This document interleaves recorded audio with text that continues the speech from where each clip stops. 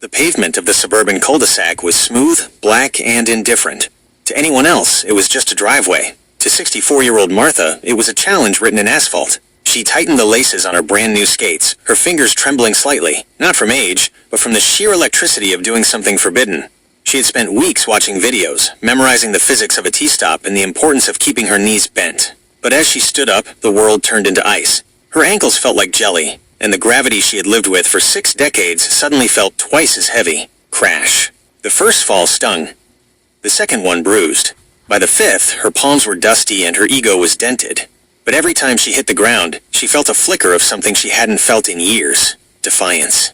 The conversation. A week later, she sat across from her son David. She expected a high five, or at least a surprised laugh. Instead, the air in the room turned cold. "You're doing what?" David's voice wasn't filled with awe. It was thick with a heavy, suffocating concern.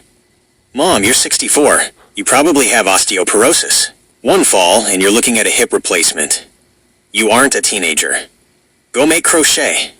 Sit in the garden. Just stop being crazy." The word crazy hung in the air like smoke.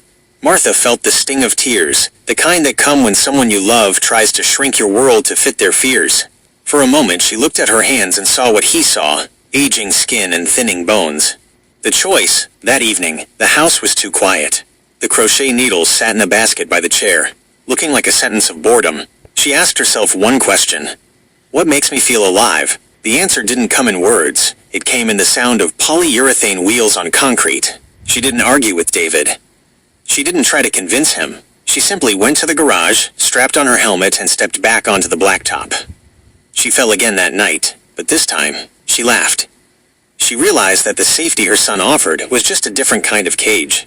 2 years later, the woman gliding down the park path at 66 didn't look like the woman who had trembled in her driveway. Her posture was upright, her core was solid, and her legs moved with a rhythmic, powerful grace. The wind caught her hair, and the fear that used to tighten her chest had been replaced by the steady hum of the bearings. She wasn't just in shape, she was in command. As she rolled past a bench of people her age watching the world go by, she didn't see old people. She just saw people who hadn't realized yet that the pavement is waiting for everyone.